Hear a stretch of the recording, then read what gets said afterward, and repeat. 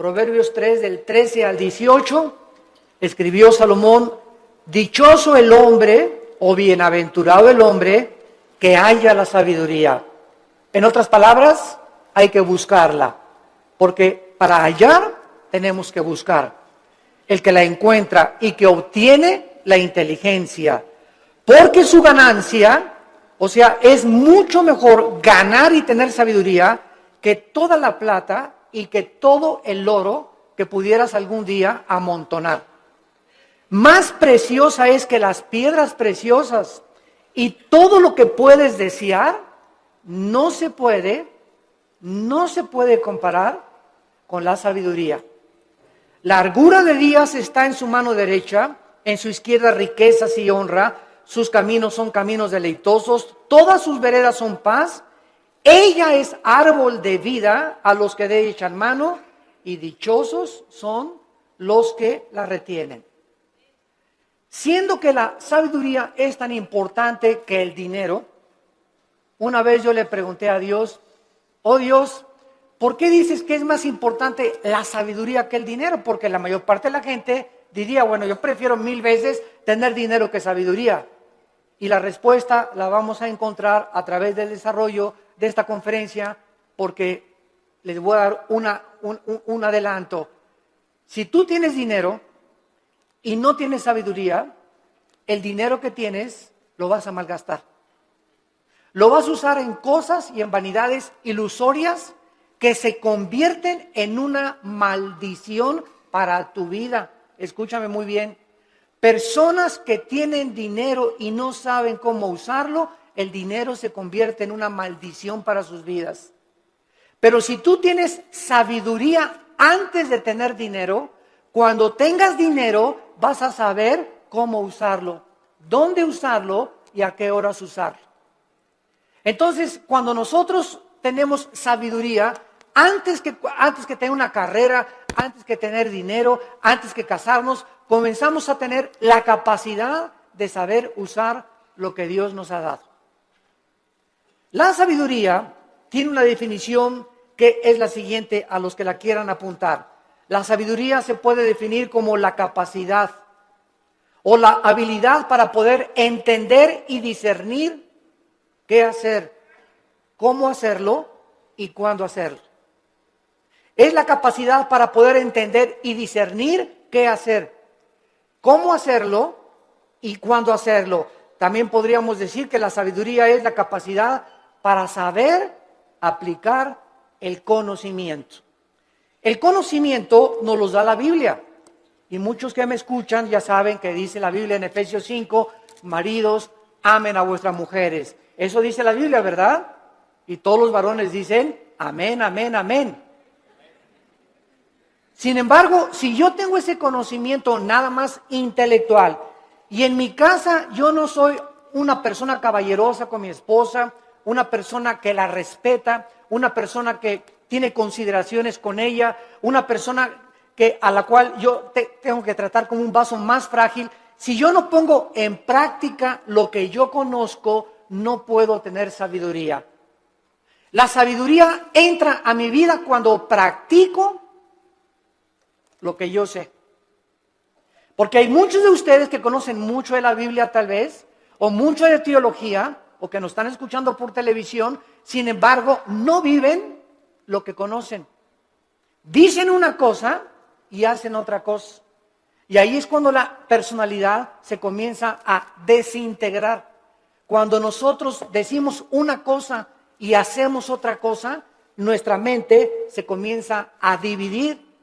En la psicología se le llama esquizofrenia, que significa mente dividida. Antes de que se definiera la esquizofrenia, en Santiago capítulo 1, la Biblia decía hace 2000 años, el hombre de doble alma. Se tradujo el hombre de doble ánimo. La palabra griega es nepesh, que es alma, es inconstante en todos sus caminos.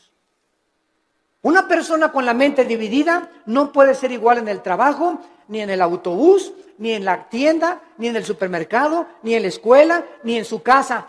Una tiene una personalidad con sus amigos Tienen otra personalidad en la iglesia, aquí llega a la iglesia con cara de San Anselmo o de Santa Rita de Casia. Tiene otra personalidad allá en su trabajo. Son personas que tienen 2 o 3 personalidades porque están desintegrados.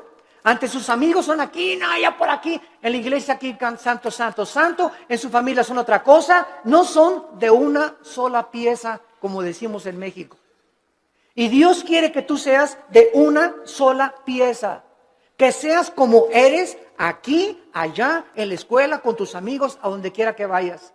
Y no lo eres porque no eres sabio, porque no tienes sabiduría. ¿Y por qué no tienes sabiduría? Porque no practicas lo que conoces. Ahora, ¿quién nos da esta sabiduría? La Biblia a través del Espíritu Santo. Porque la sabiduría no es amontonar conocimiento, como dicen en este mundo, esa persona es muy sabia, ganó el premio Nobel de Medicina, ganó el premio Nobel de Literatura, y se les consideran, o el científico Stephen Hawking en Inglaterra, que es el científico más grande ateo del mundo, lo considera una persona sabia. ¿A qué le llaman sabia a la gente? A los que tienen mucho conocimiento en determinado área académica. Pero la sabiduría de Dios es la capacidad para vivir, para ser papá, para educar a los hijos, para saber cómo educar a mi esposa, para tratar con el problema de mi hijo, para tratar con el problema de mi hija, para resolver los problemas en mi trabajo. Esta capacidad para resolver problemas en la Biblia se llama sabiduría. Porque hay mucha gente muy inteligente, con mucho conocimiento, sin que sepa cómo vivir. La persona que posee la sabiduría sabe distinguir entre el bien y entre el mal. Manifiesta una conducta responsable, sabe cómo actuar en diversas circunstancias, sabe cómo vestirse en diferentes circunstancias, sabe cómo usar el dinero y sabe cómo dirigir o gobernar una nación, una familia, una empresa y una iglesia. La sabiduría le da la capacidad a los gobernantes de tener un rumbo adecuado en la nación, que es lo que vemos ahorita en el mundo, un mundo de naciones, más de 200 naciones, con gobernantes, la mayoría sin sabiduría. La mayor parte de ellos ya, ¿verdad?, con problemas mentales muy fuertes, posicionados solamente en gobernar, en controlar el pueblo, en controlar a las masas, sin poder ellos beneficiar al pueblo, porque nunca descubrieron que el gobierno es para bendecir a los demás y no a su propio imperio. En Job, el libro de Job, capítulo 28, versículo 28, dice la Biblia: he aquí el temor del Señor es la sabiduría y el apartarse del mal la inteligencia. ¿Qué es lo que hace a una persona sabia? Temer a Dios. ¿Qué significa temer a Dios? ¿Tenerle miedo? No. Tenerle miedo a Dios te aleja de Dios. Y tener temor de Dios te acerca a Él. Esa es la diferencia entre el temor de Dios y tenerle miedo a Dios. No lo confundan. No es igual la gimnasia que la magnesia. Cuando yo tengo temor de Dios, vengo a Dios y respeto a mi esposa, respeto mis finanzas, pago mis impuestos, trato de tener una conducta responsable. ¿Por qué? Porque tengo el temor de Dios en mi corazón.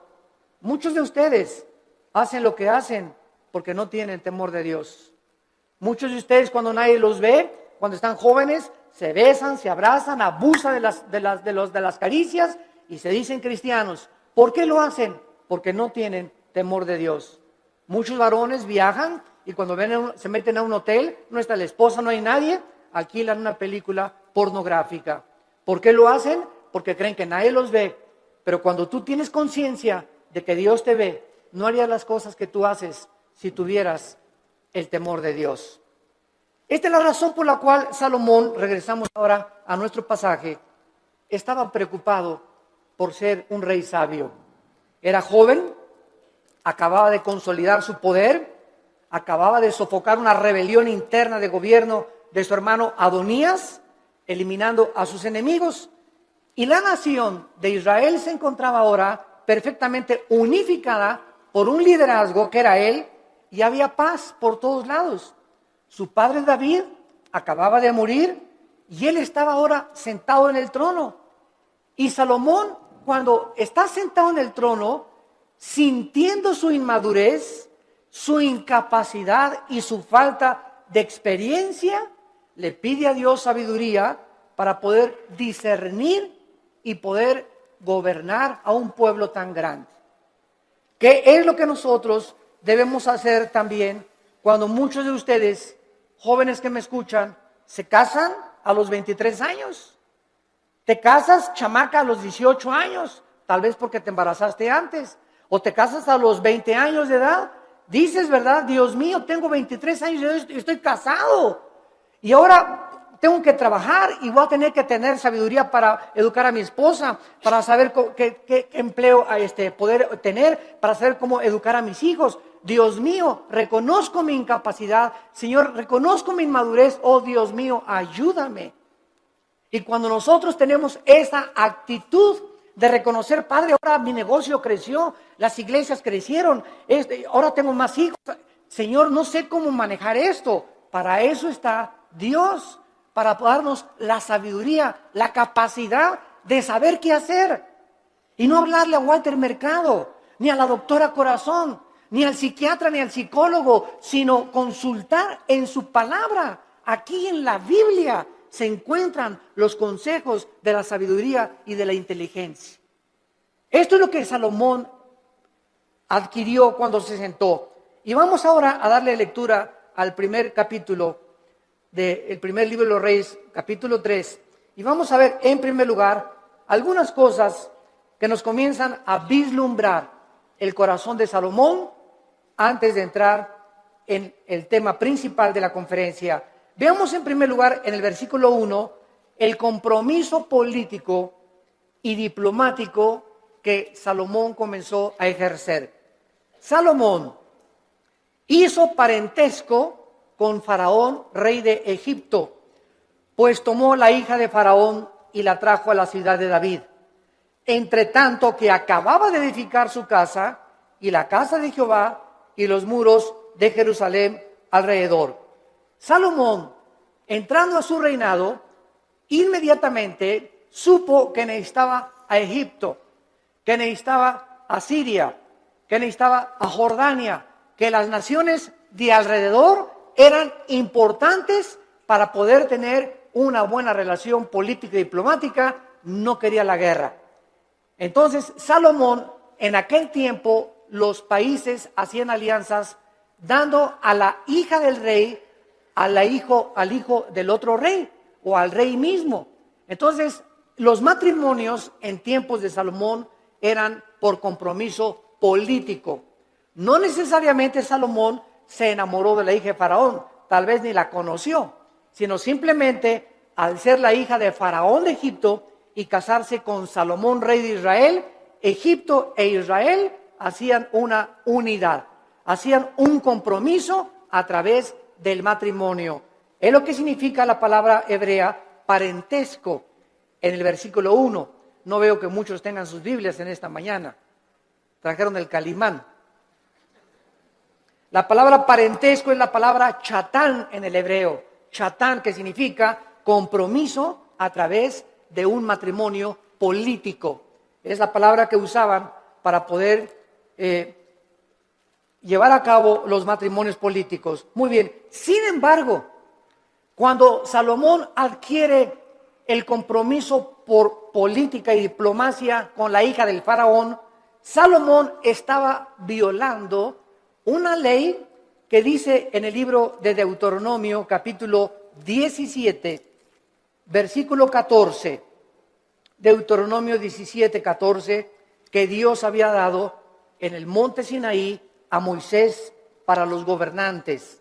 Dice Deuteronomio 17, versículo 14, cuando hayas entrado en la tierra que Jehová tu Dios te da, y tomes posesión de ella y la habites, y digas, pondré un rey sobre mí, como todas las naciones que están en mis alrededores, ciertamente pondrás por rey sobre ti al que Jehová Dios escogiere. De entre tus hermanos pondrás rey sobre ti. No pondrás hombre extranjero que no sea tu hermano, pero él no aumentará para sí caballos, ni hará volver al pueblo a Egipto, con el fin de aumentar caballos, porque Jehová los ha dicho, no se vuelvan nunca por este camino. Versículo 17, ni tomará para sí muchas mujeres. Dios siempre estuvo en contra, ¿verdad?, de la poligamia, siempre, siempre. El hecho que Salomón y el hecho que David hayan tenido varias mujeres no implica que era la voluntad de Dios, porque la voluntad de Dios es doble. La voluntad de Dios es permisiva y la voluntad de Dios es directiva. Dios te da permiso de que te cases con ese roto quinto patiero. Dios te da permiso de que te hagas socio de esa persona que no es cristiana. Pero no significa que al permitirte Dios que hagas lo que hagas, no significa que era su voluntad que te casaras con ese muchacho o con esa muchacha, porque lo hiciste encaprichado en hacer algo y Dios nos deja que nosotros recojamos las consecuencias de lo que hemos arado y de lo que hemos sembrado. La cosecha es de nosotros, pero no significa que era la voluntad directiva de Dios. La voluntad directiva de Dios es: yo tengo para ti una mujer que te va a ser fiel, que va a ser la mujer de tus hijos. Espera el tiempo en que yo te la traiga. Si tú te impacientas, te casas con la equivocada y te va como infierno. Y después cuando te cases, pues es que Dios, si hubiera querido, hubiera impedido que me casara con Chencho. ¿Sabes una cosa? Dios te dejó que te casaras con Chencho y claro que lo podía impedir, pero si lo hubiera impedido, hubiera violado tu libertad, el libre albedrío. Y ya no seríamos, ¿verdad?, personas, agentes morales, seríamos robots y seríamos títeres de un Dios que Él hace lo que Él quiere. Y Él nos ha dado el libre albedrío para que seamos responsables de las decisiones y las consecuencias que las decisiones que hagamos vamos a recoger. Vamos a ver después cómo acabó Salomón precisamente por estas decisiones equivocadas que llevó a hacer. En segundo lugar, dice el versículo 2 que hasta entonces, o sea, hasta el tiempo de Salomón, el pueblo sacrificaba en los lugares altos, donde regularmente los paganos hacían los sacrificios. Y Dios nunca quiso que Israel sacrificara en los lugares altos, pero hasta que Salomón acabó el templo y se ofrecieron sacrificios en el lugar donde Dios quiso que se ofrecieran, Dios permitió que se llevaran a cabo sacrificios en los lugares altos. Dice el versículo 2, porque no había casa edificada al nombre de Jehová hasta aquellos tiempos. Salomón tenía una capacidad, en segundo lugar, como constructor.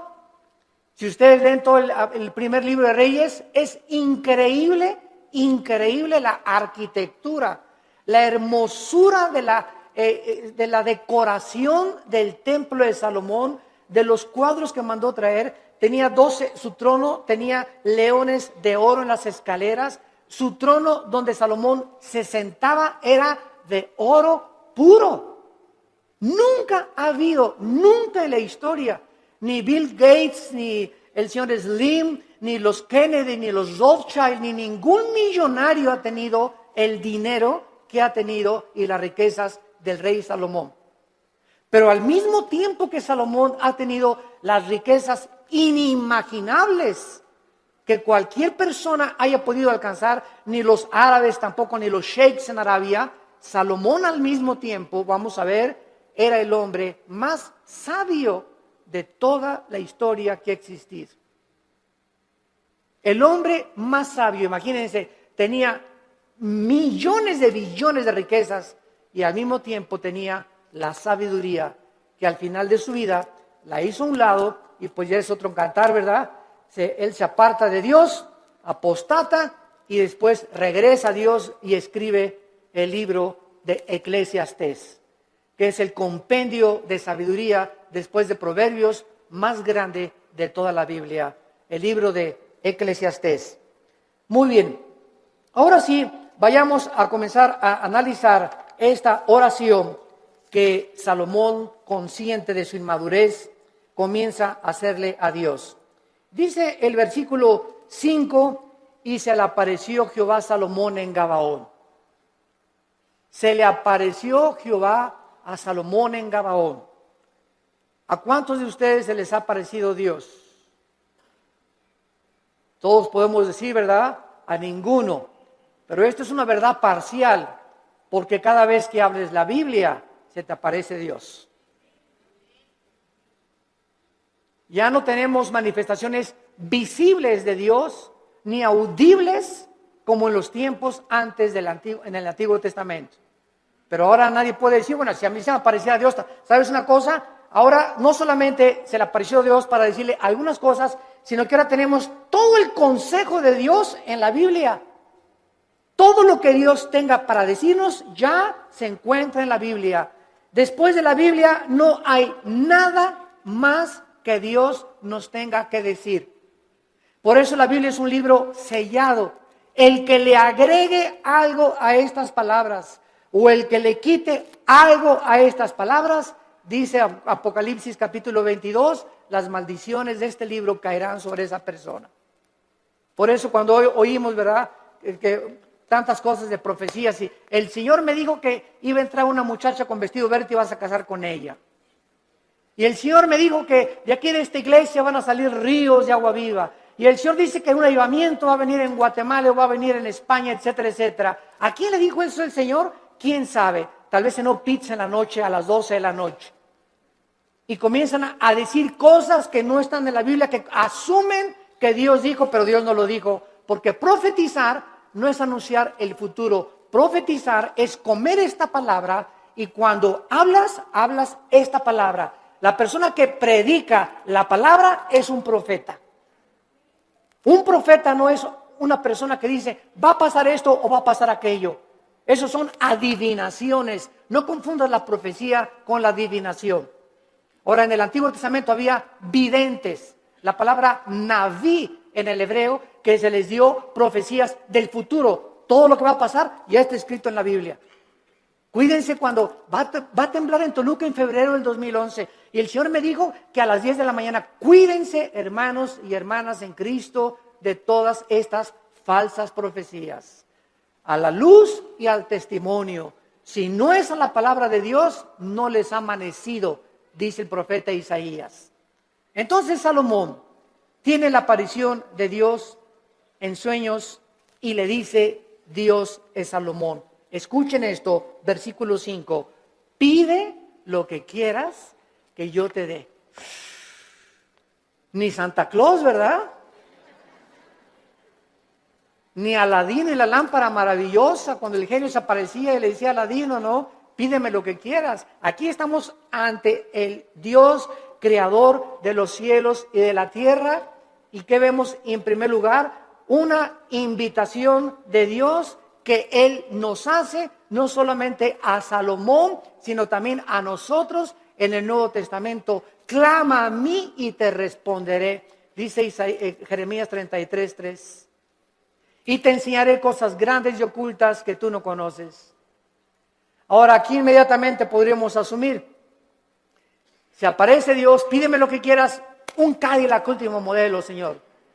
Una casa allá por allá, una mujer bellísima. Todas estas son las cosas que el mundo pediría cuando no tienen un corazón para Dios. Pero lo que hace Salomón es lo que nos va a enseñar que Dios se agradó tanto de lo que le pidió Salomón, que Dios se lo dio. Entonces vamos a descubrir en esta mañana que cuando nosotros oramos conforme a la voluntad de Dios, Dios nos concede las peticiones que le hayamos hecho. Esta palabra que Dios usa para pedir, Saal, en el hebreo, se usa 8 veces en este solo capítulo. Y lo primero que vemos es el verdadero incentivo para orar. ¿Qué es lo que nos debe motivar para orar? Que al Dios que le estamos pidiendo es un Dios generoso. Toda buena dádiva y todo don procede del Padre de las luces, Santiago capítulo 1, en el cual no hay sombra ni variación alguna. Y el que tenga falta de sabiduría, Santiago capítulo 1, el que tenga falta de sabiduría, pídasela a Dios que se dará sobreabundantemente. Efesios 3:20, y aquel que es poderoso para hacer todas las cosas mucho más abundantemente de lo que le pedimos o ni siquiera nos imaginamos, según el poder que actúa en nosotros. Esto es muy importante porque mucha gente, yo he conocido que dicen, ay, Señor, Señor, por favor, y creen que Dios está por allá lejísimos, ¿verdad? Y te pido, Señor, y gritan y se tiran y se revuelcan en el piso, etcétera, etcétera, y lloran. Y dice Efesios 3:20 que lo que le pedimos a Dios lo responde de acuerdo al poder que está afuera o adentro. ¿Perdón? Según el poder que actúa dentro de nosotros. Entonces, dentro de nosotros está el Espíritu Santo. Yo solo tengo que hincarme en el secreto de mi oración y entrar en comunión con Dios, y Él me está oyendo, Él está dentro de mí, y no tengo que buscar manifestaciones de Dios externas, porque el poder está dentro de mí. Y dentro de mí, si el Espíritu Santo, yo tengo una relación de compañerismo con Él y camino en santidad con Dios, lo que Dios me pone dentro de mí, me lo va a dar. Porque Dios se agrada cuando le pedimos conforme a su voluntad. Aunque nosotros no somos reyes ni gobernantes como Salomón, con el mismo nivel de responsabilidad que tenía Salomón, ¿acaso no es al mismo Dios que al que se acercaba Salomón en el Antiguo Testamento en oración? En Primera de Juan, capítulo 5, en el Nuevo Testamento, Primera de Juan, capítulo 5, versículo 14 y 15, dice la Biblia, y esta es la confianza que tenemos en Él. Cuando comenzamos a orar, si no hay esa confianza en ti, no ores. Porque el que se acerca a Dios es necesario que crea que Dios existe. Esta es la confianza que tenemos en Él, que si pedimos alguna cosa conforme a su voluntad, conforme a lo que Dios quiere para nuestra vida, Él nos oye. Si yo tengo un niño de 10 años y me dice, papá, cómprame un BMW, ¿se lo voy a comprar? Ay, papá, no me quieres porque no me compras un reloj Rolex de oro. Chamaco de 15 años, pirruris. ¿Por qué no se lo doy? Porque no es que yo no ame a mi hijo, claro que lo amo a mi hijo, pero no se lo doy porque no puede él todavía llevar tantas alhajas en su cuerpo, ni tener un coche último modelo a los 15 años, porque le hago un mal más que un bien. Ahora, si él comienza a conocer, si mi hijo tuviera la sabiduría a los 10 o 15 años de conocer que él no tiene la madurez para poder usar las cosas que él quisiera, no me pediría eso. Entonces me diría, papá, dame un reloj conforme a lo que tú crees que debo de usar. Dame un coche, conforme el coche que tú quieras, dámelo. Ya no le pediría un Cadillac, sino, Señor, lo que tú me quieras dar. Entonces, es importante que nosotros sepamos cuál es la voluntad de Dios para nuestras vidas. ¿Y cómo la puedes saber? Leyendo la Biblia. ¿La lees diario? ¿La memorizas diario? Este año, si te pasara aquí al frente, a ver, pásale aquí, Pancho Pancholín. ¿Cuántos versículos ahorita, dinos de memoria a toda la iglesia, o cuántos capítulos de la Biblia memorizaste en el año 2010? ¿Te sabes el Salmo 23 de Perdis? ¿Te sabes de Perdis el Salmo 91? ¿O nada más sabes Juan 3:16? De tal manera amó Dios al mundo que dio su Hijo unigénito. ¿Cuántos versículos memorizas a la semana? Si tú no memorizas la palabra de Dios no la puedes guardar en tu mente. Si no la guardas, no la puedes meditar. No puedes pensar en ella, murmurarla, reflexionar en ella, ponderar en ella, porque necesitamos memorizarla, masticarla, asimilarla y guardarla en nuestro corazón. Y ahí se queda, y largura de días y años de vida y paz te aumentarán, y la sabiduría comenzará a manifestarse en tu vida. Hermanos, el cristianismo no es venir aquí solamente el domingo, de 9:30 a 11 de la mañana, o de 12 a 3 al servicio a la iglesia que tú vayas. El cristianismo es creer lo que Dios dice, Josué de día y de noche medita en este libro de la ley, le dijo Dios en Josué 1, 8 y 9, para que prosperes. Ay, hermano, no salgo de perico perro. Y en el 2010 no me alcanzó ni para la colegiatura, no tengo ni para el aguinaldo, no tengo esto, no tengo aquello. Y Dios te pregunta, ¿y por qué si tienes un padre millonario?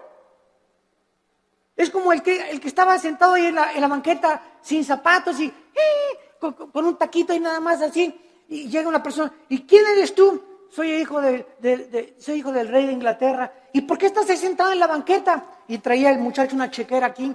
Pues porque no creo que mi papá me vaya a lo que me tenga. Mira, la chequera la tienes en blanco y tu papá te dio la chequera en blanco para que pongas la cantidad de los cheques que tú quieras. No tienes por qué estar como un limosnero pidiendo en la calle. Y la chequera es la Biblia. Tenemos la chequera de Dios para que la guardemos aquí en nuestro corazón y no andemos ahí mendigando ni causando lástimas. Tenemos un Padre que nos quiere dar todo, pero ¿por qué no nos los da? Porque le pedimos conforme a nuestros gustos. Le pedimos cuando lo necesitamos, cuando tenemos una tragedia, cuando viene un problema moral, cuando nos enfermamos, cuando estamos en el hospital. Señor, ayúdame. Señor, te pido, mi hija se fue de mi casa. Ayúdame con este negocio. Y ya no tengo dinero y no me alcanza. Pero los días anteriores, los meses anteriores, ¿has tenido compañerismo con Él? ¿Lo has amado con todo tu corazón? ¿Eres santo? ¿Amas a tu esposa? ¿Bendices a tus hijos? ¿Les enseñas la palabra de Dios a tus hijos? ¿Eres honesto en tus negocios? Entonces Dios no puede darte, porque el que es infiel en lo poco, en lo mucho lo es. Si Dios te bendijera y te diera y te ayudara, te echaría a perder, porque no tienes la sabiduría para vivir y tener lo que Dios te quisiera dar.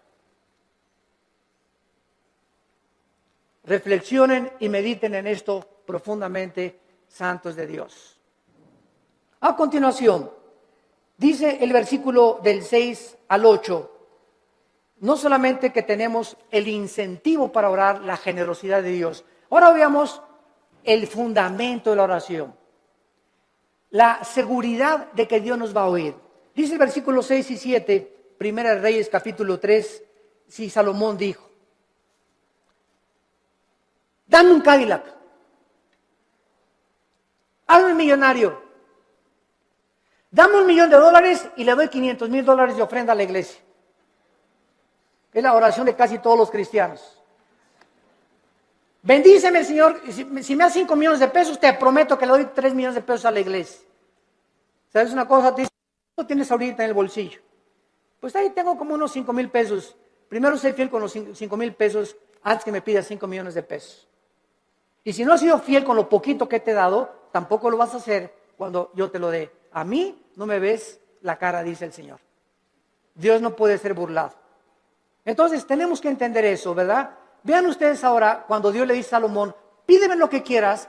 ¿Por qué Dios le concedió a Salomón lo que le concedió? Salomón le contestó, en primer lugar, tú hiciste gran misericordia a tu siervo David, mi padre. En primer lugar, recuerda, antes que nada, antes de pedirle, recuerda lo que él había hecho con su padre anteriormente. Dice a continuación, porque él anduvo delante de ti en verdad, en justicia y con rectitud de corazón para contigo. En segundo lugar, recuerda que su padre recibió de Dios lo que recibió porque David anduvo en integridad. ¿Qué es integridad? Hacer lo que nosotros decimos. Vivir lo que nosotros predicamos. Si tú predicas una cosa y vives otra cosa, no eres una persona integral, íntegro. Te estás desmoronando, te estás desintegrando, tu mente se está dividiendo y se puede dividir en 2 partes, en 3 partes, hasta en 4 partes. Y después los psicólogos entran y dicen desórdenes múltiples de la personalidad humana. Personas que tienen hasta 5 personalidades y que se consideran como psicópatas, que ya tienen que ser internados en un hospital para enfermos mentales, que nunca su problema fue el problema mental, su problema fue que nunca resolvieron sus pecados pasados. No quisieron oír la voz de Dios en sus corazones. En tercer lugar, dice David, y tú le has reservado esta tu gran misericordia en que le diste hijo que se sentase en su trono como sucede en este día. Salomón, antes de pedirle nada a Dios, recuerda que el hecho de que él esté sentado donde él está sentado como rey, no es porque él lo mereciera. Era inmaduro, no había hecho nada para Dios, estaba construyendo apenas el templo, sino que Salomón dice, yo estoy como estoy y yo estoy como rey de Israel porque tú hiciste un pacto con mi papá. Y por la misericordia que le tuviste a mi papá, yo estoy sentado aquí. Yo no merezco estar sentado aquí. Lo estoy por causa de la misericordia que tú tuviste para con mi padre. Y esto es algo muy importante porque muchos de ustedes están donde están por las oraciones de tu mamá, por las oraciones de tu padre, tal vez las oraciones de tu abuelo que tú no llegaste a conocer. Pero Dios nos ha prometido, la generación de los justos será bendita. La generación de los justos será bendita y sus hijos heredarán la tierra. Salmo 112, 1 y 2. ¿Qué significa esto? Que aunque tengamos nosotros todavía hijos que vemos que no vienen al camino, yo conozco muchos grandes hombres de Dios, muchos misioneros que murieron y sus hijos no eran cristianos y se salvaron después de que se murieron los papás. Pero Dios cumplió su palabra. Entonces, el hecho que muramos y no alcancemos a ver a muchos de nosotros, a todos nuestros hijos salvos, no implica que Dios no va a cumplir su palabra. Dios va a cumplir su palabra. Y nuestros hijos son benditos. Y aunque ahorita pertenezcan muchos al diablo, Dios los va a arrebatar de sus garras. ¿Y sabes por qué? Por la misericordia que Él tiene con nosotros, sus padres, que caminamos con Él. Pero si tú no eres un padre que caminas con Dios, si tú no eres un padre fiel con Dios, si tú no caminas en santidad, estas promesas no pueden tener cumplimiento. La misericordia de Dios es sobre los que le temen y sobre de ellos hará conocer sus pactos. Y vemos enseguida cuando le dice Dios, cuando le dice Salomón en el versículo 6, finalmente, tú le has reservado esta misericordia en la que le diste hijo que se sentase en su trono, como sucede en este día. Vemos la fidelidad de Dios de una forma maravillosa. Y dice la Biblia en el versículo 7, ahora pues Jehová Dios mío, o sea, habiendo reconocido Salomón la misericordia que Dios tuvo para con su padre y el hecho que él esté donde está, que lo hacía indigno, tú me has puesto a mí, tu siervo, por rey en lugar de mi padre, y yo soy joven y no sé cómo entrar ni salir, y tu siervo está en medio de tu pueblo, al cual tú escogiste, un pueblo grande que no se puede contar ni tampoco enumerar. Salomón finalmente comienza a orar porque al recordar la misericordia con su padre, sabe que lo que Dios dice lo cumple. ¿Qué hace que nosotros oremos? La fidelidad de Dios. Dice en Efesios 3:20, y aquel que es poderoso para hacer las cosas mucho más abundantemente. Tú le pides a Dios algo, lo que Él te va a contestar es mucho más allá de lo que tú te imaginaste que te iba a contestar. Yo recuerdo, les conté hace algún tiempo, en 1977-78, yo comencé a entrar al ministerio de tiempo completo. Yo trabajaba en un hotel en Acapulco, el hotel que es ahora el Emporio, creo, el Continental, estaba de gerente general del hotel. Y cuando entro en el 77-78, me fui de misionero con unos misioneros norteamericanos, nos llevaron a la Sierra de Guerrero, con la frontera con Oaxaca, Coajimalpa, la Costa Chica, la Costa Grande. Todo eso anduve 3 años de misionero. Y en toda esa época de misionero, pues llegaba a mi casa y Alan estaba chiquito y comíamos mangos, comíamos frutas, no teníamos para comer, porque me daban un cheque de $50 a la semana, o sea, $200 al mes, pues solamente no se alcanzaba para comer víveres. Vivíamos en un bungalito por pie de la cuesta en Acapulco, y lo único que teníamos en la casa era colchones, no teníamos estufa, no teníamos nada, una parrilla eléctrica. Ahí cocinábamos el pescado que yo iba a pescar, ¿verdad? Al mar. Entonces, durante todo ese tiempo, Dios me mostró su fidelidad. Nunca nos faltó pescado, nunca nos faltaron mangos en los árboles, ni tampoco manzanas, y peces. Aventaba el anzuelo y a las 2 o 3 horas agarraba 3 o 4 huachinangos y grandes peces, y comíamos ostras, y comíamos las cucarachas que se pegaban en las piedras. Me bajaba a bucear y las raspábamos así con limoncito, ¿verdad? Ricas así, y eso es lo que comíamos por 3 años. Hasta 1985 pasaron 8 o 9 años de mi ministerio cuando por primera vez compramos un refrigerador. Compré una lavadora de esas que vendían en Salinas y Rocha, de esas que chun chun que hacen así, para acá y para atrás, haciendo, ya saben cuáles son, ¿verdad? Rum, rum, así es, las lavadoras antiguas. Pagué como 3 años en pagarla, y hasta el 85 me regalaron una camioneta combi usada con 80,000 kilómetros, y en esa nos transportábamos después de tantos años de caminar y conocer a Dios. Entonces, Dios es fiel, pero Dios no te da las cosas así. Y ahora todo el mundo quiere casarse, ya quiero un plasma, y quiero tapetes persas, y cortinas que vengan de España, y cuadros así, y quiero un coche último modelo, y ya todo el mundo ahorita es una ambición. Pastores que ya quieren una iglesia grande, ya quieren 500 personas, etcétera, etcétera, cuando no saben que irá andando y llorando el que lleva la preciosa semilla, y regresará con gozo trayendo las gavillas. Hay que arar y arar y arar la tierra y caminar y arar. El ranchero va rompiendo la tierra, y primero aras, primero rompes, sudas lo que tú estás haciendo, y después ya vienes y siembras la semilla, y después viene la tercera fase, que es la cosecha. Tenemos que arar, tenemos que sembrar y tenemos que cosechar. Pero si tú no trabajas, si tú no aras y no siembras, ¿por qué esperas recoger? Entonces tú no vas a recoger nunca en la vida lo que nunca has sembrado, en lo que nunca has trabajado. ¿Quiénes son los que poblan las cárceles? Almoloya, el reclusorio, personas que creyeron que sin trabajar, sino quitándole el dinero o vendiendo algo rápido, droga, podían obtener ganancias inmediatas, y tarde o temprano acaban en esas cárceles. Porque la Biblia dice: ganarás el pan con el sudor de tu frente. Y todo lo que es fácil y lo que es barato no tiene la bendición de Dios. Dinero mal habido será maldecido. Es una ley inexorable espiritual.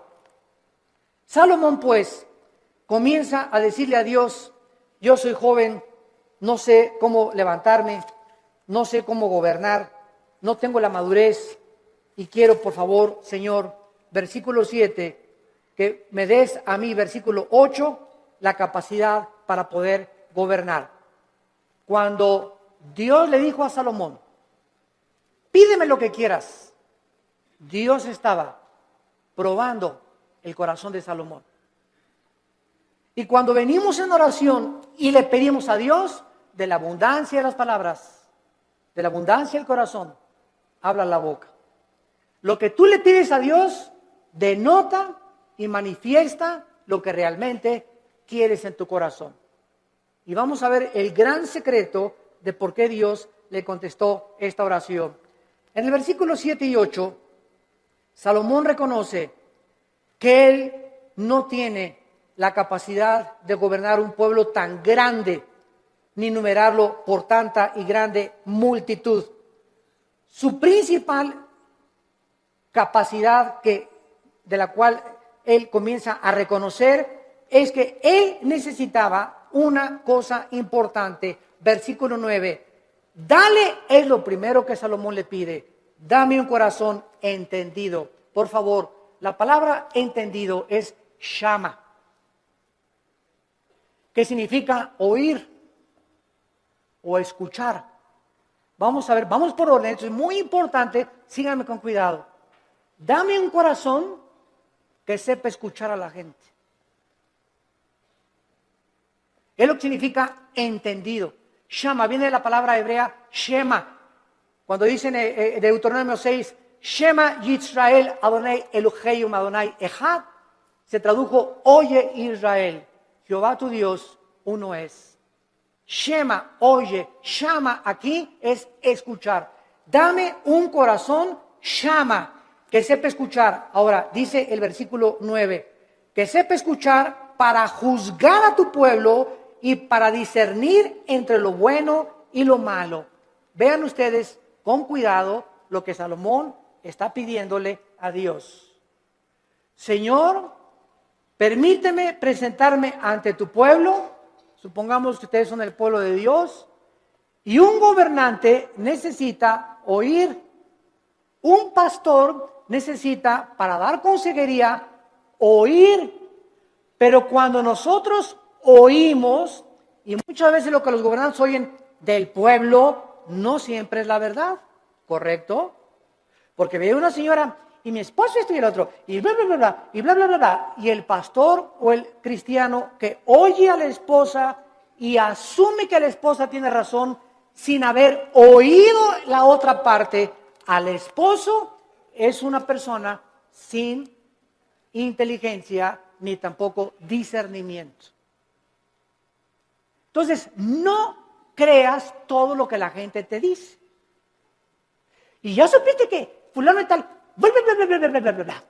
Y ya supiste que fulanita la vio la noche y bla, bla, bla, bla, bla. Y ya viste lo que se dijo ese pastor que bla, bla, bla, bla, bla, bla. Ten mucho cuidado cuando tú oigas y asumas que lo que te están diciendo es verdad. Entonces, ¿qué necesitamos para saber si lo que nos están diciendo es verdad o no es verdad? Necesitamos discernimiento.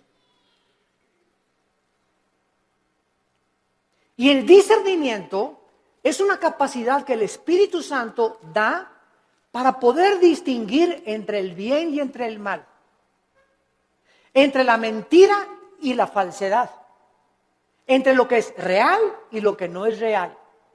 Y esta capacidad no la da ningún libro, ninguna escuela, ningún seminario, la da Dios. A los que han aprendido antes escucharlo a Él. Cuando tú vienes a la Biblia, ¿a quién estás oyendo? A Dios. Y tu contacto con la Biblia es diario, la lees y la memorizas y la guardas y la lees en la mañana y antes de acostarte y estás en contacto con la Biblia. Entonces, al estar oyendo a Dios, automáticamente el Espíritu Santo, la palabra de Dios la convierte en discernimiento.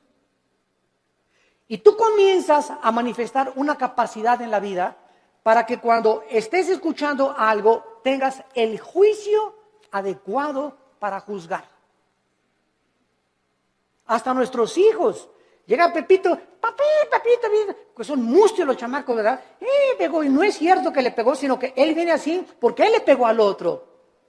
Pero son expertos los niños en venir en culpar al otro hermanito antes de que sepan que él fue el culpable y le pegan a él. Entonces viene corriendo y cuando el papá ya sabe, espérame, ya te conozco, mijito, ¿verdad? A ver, ya sé, ¿verdad? Y le hablas al otro hermanito y ya sabes que lo que te quiere es chantajear. Entonces comenzamos, no nos inclinamos porque a Pepito lo quiero mucho, mis sentimientos los crucifico, quiero hacer justicia con mis hijos y que mis hijos sepan que soy parejo con todos. Cuidado con los consentidos, porque esto no es de Dios. Este fue el problema de José en el Antiguo Testamento, cuando su padre Jacobo lo consintió demasiado, los hermanos comenzaron a tener envidia y acabaron vendiéndole a Egipto. Entonces Salomón pide la capacidad de poder juzgar al pueblo. Vean ustedes, y aquí está el centro de toda nuestra conferencia, el motivo principal por el cual Dios le da a Salomón mucho más, como vamos a ver, de lo que le pidió o de lo que se imaginó, fue porque el motivo de Salomón era el bienestar del pueblo de Dios. Mientras Dios vea que nosotros amamos a su pueblo, mientras Dios vea que tú amas a la gente, que tú amas a tus hermanos en Cristo, porque si no amas a tus hermanos en Cristo, ¿qué vas a acabar amando al vecino? Si entre nosotros no nos amamos, ¿cómo esperamos entonces atrevernos a pedirle algo a Dios? Si entre nosotros nos volteamos los cañones unos contra otros y nos atacamos unos a otros, y atacas a ese pastor, y atacas a ese hermano, y a ese coordinador, y ese decán, y ese seguridad afuera que me dijo que no me estacionara aquí, ¿y tú qué te crees que no sabes quién soy yo? Y tenemos esa actitud de siempre autoritarismo, y siempre soberbia, y siempre mis intereses, y yo, el rey del yo. ¿Cómo puedes entonces esperar tener sabiduría, inteligencia y discernimiento espiritual? Nunca lo tendrás.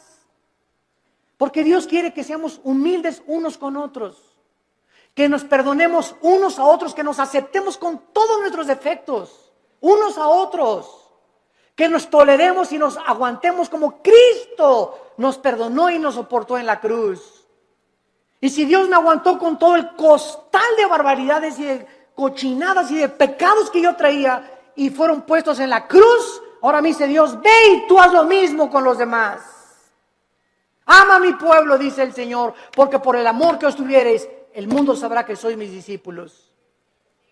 Pero si estamos entre nosotros con celos y envidias y críticas y calumnias y maldiciones y esto y el otro y por aquí y por allá, es un pueblo carnal. Son los que se van a quedar en el desierto. Nunca van a entrar a Canaán, nunca tendrán la bendición, nunca tendrán respuesta a sus oraciones, porque nunca quisieron morir a sí mismos. Nunca tendrán sabiduría. Navegarán siempre por diferentes aguas, como veletas en la vida, llevados por todos vientos de doctrina. Nunca tendrán el timón en sus manos, su vida, su barco, nunca tendrá curso, siempre irá donde va el viento. Como veletas, como veleros, sin un motor, sin sabiduría, sin convicciones, porque nunca amaron al pueblo de Dios. Amados, amémonos unos a otros. En 1 Corintios, en el Nuevo Testamento, para terminar, capítulo 12, ¿qué encontramos en Corintios 12, 13 y 14? 3 capítulos dedicados a los dones espirituales. El capítulo 12 pone el cimiento de los dones. El capítulo 14 explica qué son las lenguas. Y el capítulo 14 nos dice claramente, ¿verdad? El 14 nos dice qué son las lenguas y el 13 nos dice qué es realmente lo que más le importa a Dios. El amor. Pero vean ustedes en 1 Corintios 12, versículo 4 al 7, la congruencia y la consistencia de la verdad de la Biblia. 1 Corintios 12, 4. Ahora bien, hay diversidad de dones, pero el Espíritu es el mismo. Hay diversidad de ministerios, el Señor es el mismo. Hay diversidad de operaciones, pero Dios que hace todas las cosas, todo es el mismo. Versículo 7, importantísimo. Pero a cada uno, a Pancho, a Carmelita, a Josué, a Pepe, a Carlos, o sea, no hay nadie de los que me están escuchando que sean cristianos que no tenga dones. Todos tenemos dones y miren lo que dice, pero a cada uno le es dada la manifestación del Espíritu para provecho. La palabra provecho es la palabra sumiero en el griego, que significa para el beneficio de los demás. Mis dones no son para mí, son para los demás, para edificarlos a ustedes. Por eso en Corintios 14 Pablo dice, en la iglesia, por favor, no hablen en lenguas. Porque en la iglesia, si se ponen todos a hablar en lenguas, y trae fulano de tal a su mamacita, y el otro trajo al diputado, y el otro trajo un licenciado, y el otro trajo un doctor, y trajo a sus amigos, y entra a una iglesia donde parece un manicomio, y ¿dónde estoy? ¿En el manicure? Van a decir. ¿Qué es esto? Dice 1 Corintios 14, van a decir que están locos. Entonces, en la asamblea, cuando estén todos juntos, si quieren hablar en lenguas, que sea por turno y con intérprete. Y si no hay intérprete, cállate. Y no estés ahí en la iglesia, ala, saca la bazuca con las lenguas. de la milicia, ¿verdad? Y la persona que está junto a ti, ¿qué le pasa, verdad? Que denle su chocho. ¿Por qué no hablamos las lenguas? Porque no son para nosotros, son para edificar. Y cuando hablamos todos no estamos edificando a nadie. Tal vez creemos que nosotros mismos, pero no se trata a nosotros, se trata a los demás. Los corintios eran tan carnales, como todavía hay muchas iglesias actualmente que no han entendido el uso de los dones espirituales. Nunca son para nuestra edificación, es para la edificación de los demás. Les es dado el Espíritu para provecho. Dice 1 Corintios capítulo 14. El que profetiza, versículo 3. Habla a los hombres para edificación. Versículo 4. El que habla en lengua extraña, así no se edifica, pero el que profetiza edifica a la iglesia. Versículo 5, así que quisiera que todos hablaran en lenguas, pero más que profetizaran, porque mayor es el que habla, el profetiza, que el que habla en lenguas, a no ser que las interprete, para que la iglesia reciba edificación. Versículo 12, así también ustedes que anhelan dones espirituales, procuren abundar en ellos para edificación de la iglesia. Más de 7 veces en un capítulo dice Pablo, los dones son para los demás, para el beneficio común, viven para los demás. Padre, dame sabiduría, no para ser sabio, para educar a mi familia.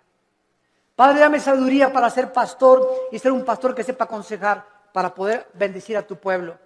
Padre, dame propiedades o dame bienes materiales conforme a ti para edificar a tu pueblo. No nos interesa para mí, para edificar a tu pueblo.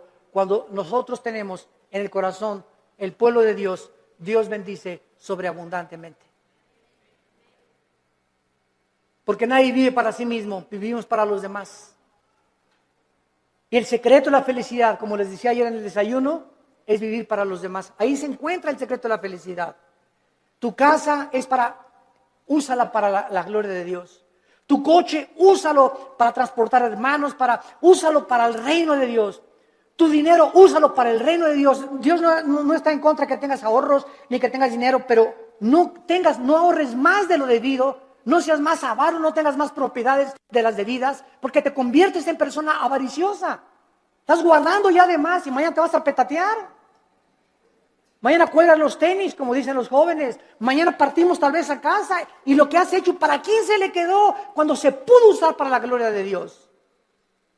Cuando tenemos ya esa visión, Dios nos comienza a derramar abundantemente todas aquellas cosas que Él anhela, porque Él busca instrumentos a través de los cuales Él pueda canalizar su gracia y sus bendiciones para los demás. Abraham, desde el principio de la Biblia, Abraham, te voy a bendecir para que tú seas bendición a las naciones. Todo lo que Dios nos da no es para echarle aquí y aquí y aquí. Dios me da para darlo. Dios me da para darlo. Si Dios me da y lo sigo guardando y no lo saco, me va a romper las bolsas y lo que tengo no lo voy a aprovechar.